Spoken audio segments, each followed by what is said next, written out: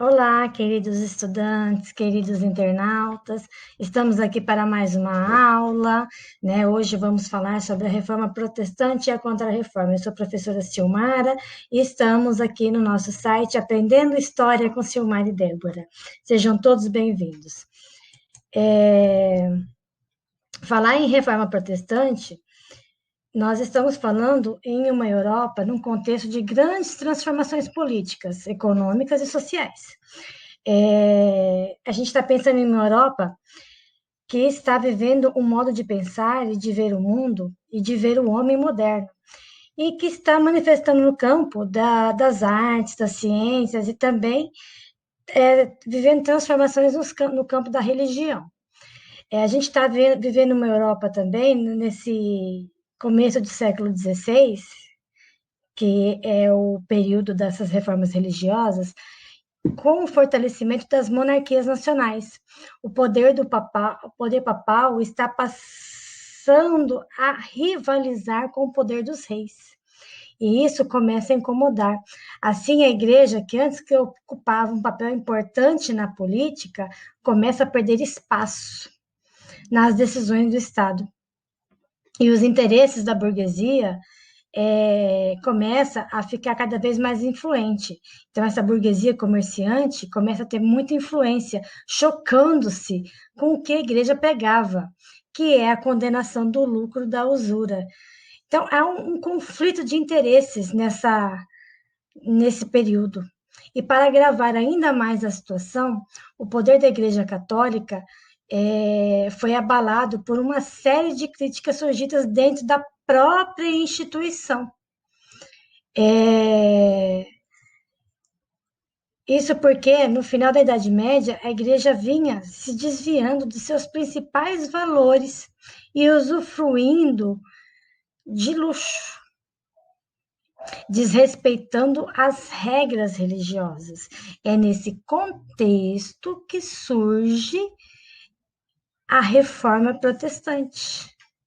Então, veja bem, nesse contexto surge protestos lá em 1517 lideradas por Martinho Lutero. Lá na Alemanha, na cidade de Wittenberg, Lutero, que é um grande estudioso da Bíblia, ele para e vê, não, o que nós estamos estudando aqui na Bíblia não condiz com a prática da igreja. A igreja, ela está fazendo totalmente diferente do que está se pregando na Bíblia. Então, a igreja tinha práticas, até então, naquele momento que Lutero está observando, de vender a salvação, que é a venda de indulgências, é vender o perdão. Quando se fala em venda de indulgências, indulgências é perdão, perdão dos pecados. Vendia-se indulgências até pelo perdão de pecados que não se tinha nem praticado ainda. Vendia-se pedaços de salvação no céu, comprava-se um terreno no céu. E como é que se consegue a salvação? Lutero dizia que era fazendo bem, fazendo a caridade, tendo boas ações, lendo a Bíblia, pedindo perdão diretamente a Deus, não comprando, né? Então, assim, a interpretação da Bíblia dele era e a prática da igreja era outra. Então, a partir de então, Lutero começou a dizer que todas aquelas práticas da igreja estavam erradas. E a igreja também estava praticando a sinomia, que era a venda de relíquias de santos. Vendia-se peças de roupas de santo, pedaços de manto de Nossa Senhora, água que Jesus foi batizado, ossos de santos, pedaços de coisas dizendo que era de Santo Antônio, de São João, de sei lá de qual santo, e dizendo que era abençoado e que ia trazer bênçãos para aquela família, tudo isso para arrecadar dinheiro para construir a Basílica de São Pedro em Roma. Então, assim, Lutero estava condenando, denunciando aquelas práticas da igreja, que aquele procedimento da igreja católica não era um procedimento correto. Então, a partir daí, começam-se as reformas da igreja. Então, assim, a igreja convocou Lutero para se redimir, para voltar atrás do que ele estava dizendo, que aquilo não era uma prática correta, né? Então, aquilo que ele estava fazendo não era o correto, e inicia-se dessa forma esse movimento protestante. Muitos teólogos seguiram Lutero e muitas pessoas da sociedade também seguiram Lutero. A doutrina luterana, ela foi formalizada num documento, né? E em 1530, e Lutero afirmava que a salvação era obtida pela fé, não pela compra de indulgências. Não era comprando a salvação que você ia se tornar salvo, né? Ele dizia que toda pessoa era livre para interpretar a Bíblia, por isso que a Bíblia devia ser escrita é, na língua, no caso, ele estava na Alemanha, na língua vulgar, na língua alemã, e não em latim, como ela era escrita, e as missas deviam ser realizadas também na língua alemã e não em latim, porque as pessoas não entendiam nada. Ele aboliu o celibato dos padres, tanto é que Lutero se casou, e dos sacramentos que a Igreja Católica tinha, ele manteve apenas o batismo e a Eucaristia, e todos os outros ele aboliu. Então, muitos apoiaram essa nova doutrina. A nobreza viu uma oportunidade de aí ganhar dinheiro, porque a doutrina luterana não estava condenando o ganho de lucros. Né? Então, a nobreza tornou-se independente da igreja, da autoridade da Igreja Católica de confiscar suas terras e seus bens. Já os camponeses também viram ali uma oportunidade de se livrar de pagar dízimos, altas as possibilidades de se livrar dos tributos que era pago ao clero. E por que se chamava protestante? Porque eles estavam protestando contra a Igreja Católica, por isso que eles ficaram conhecidos como protestantes. Vamos trocar aqui, né? Aí Lutero fixou na porta da igreja de Wittenberg, lá na Alemanha, 95 teses. Entre essas teses, vamos ler três delas aqui, olha. A tese 21. Erram, pois, os pregadores das indulgências que dizem que, pelas indulgências do Papa, o homem fica livre de toda a pena e fica salvo. A 32. Serão condenados para toda a eternidade com seus mestres aqueles que creem estar seguros de sua salvação por cartas de indulgência. E a 43. É preciso ensinar aos cristãos que aquele que dá aos pobres ou empresta a quem está necessitado faz melhor do que se comprasse indulgências. Então, percebam, gente, que ele está condenando veementemente quem compra essas indulgências. Seguindo as ideias de Lutero, lá na França, temos o João Calvino, né? Ele se adapta a essas ideias de Lutero e cria o calvinismo, né? Porque vem do sobrenome dele de Calvino. Ele diz que a salvação vem pela predestinação, ou seja, a salvação ou a condenação humana, ou seja, a pessoa merece o céu ou o inferno, é determinado por Deus. Se ela nasce cheia de bens, com dinheiro, com riquezas, com saúde, com coisas boas, que ela supervaloriza o trabalho, que ela tem bens, que ela tem bênçãos, essa pessoa já está predestinada a ter salvação e ir para o céu. Se essa pessoa ela vem amaldiçoada, ou que ela vem sem emprego, miserável, muito pobre, que não tem condições para nada, essa pessoa já está condenada a ir para o inferno. Então, assim, é uma predestinação já determinada por Deus. Então, eles acreditavam no sucesso do trabalho e na prosperidade material, que isso era um sinal divino da salvação. E teve muitos adeptos também lá na França. A Igreja Católica, percebendo que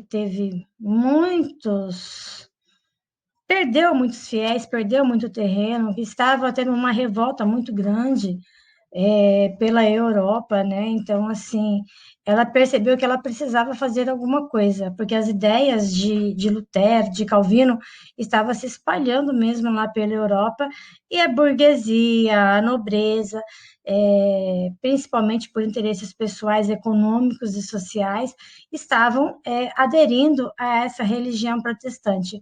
Ela percebeu que ela precisava fazer alguma coisa e convocou um concílio para reunindo os principais autoridades católicas para discutir os problemas. Esse concílio foi lá primeiro em 1545, depois 1563. Foi na cidade italiana de Trento, por isso que ficou conhecido como Concílio de Trento.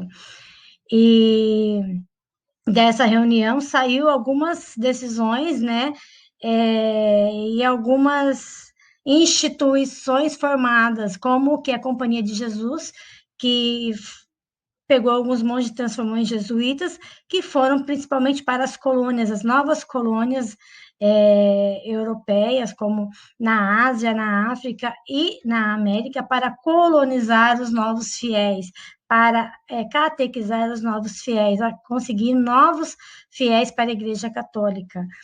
E também o Tribunal da Inquisição, que condenava à fogueira, à morte e perseguia qualquer pessoa que cometia heresia. Então, qualquer coisa que se falasse contra a Igreja Católica era condenado como heresia.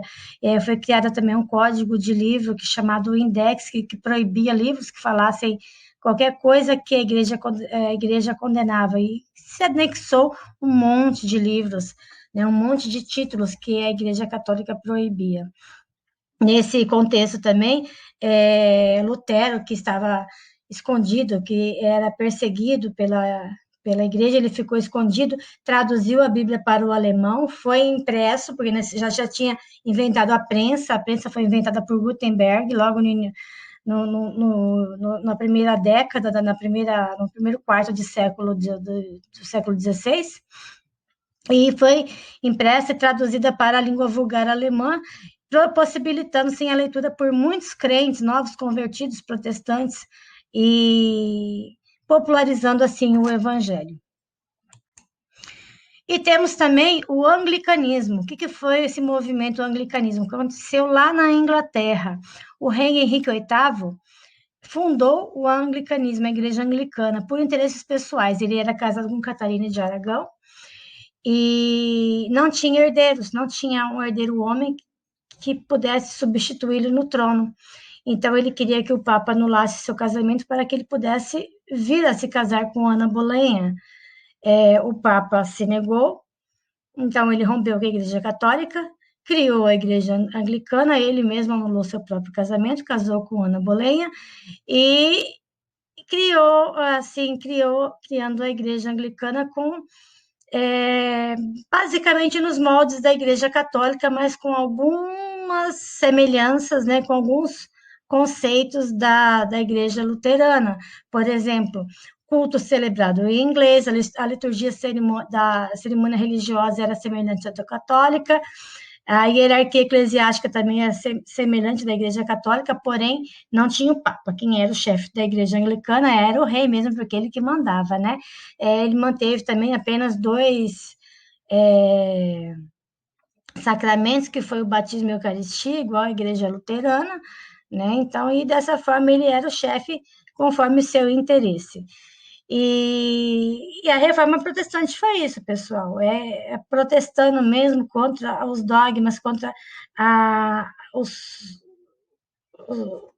o que a Igreja Católica estava fazendo naquele momento, no início do século XVI, contra a venda de indulgências e a sinomia, que é a venda de relíquias, e se criou dessa forma a Igreja Católica. Houve muitos protestos, houve perseguições, houve guerras camponesas também, porque muitas pessoas estavam dizendo que a Igreja Católica não atendia a eles, e muito menos a Igreja Protestante, como os anabatistas, teve algumas rebeliões, mas, porém, Lutero também não podia atender todo mundo, porque ele tinha suas limitações também, não era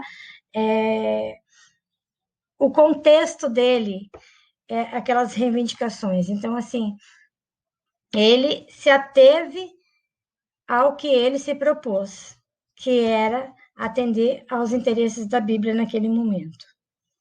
Então, a reforma católica, a reforma protestante é isso, a contra-reforma foi o movimento da igreja para tentar recuperar os seus fiéis. Vamos estudar, dá um like no canal, curte aí e vamos rever toda vez o conteúdo que for preciso, ok? Até mais, tchau, tchau. Fiquem com Deus.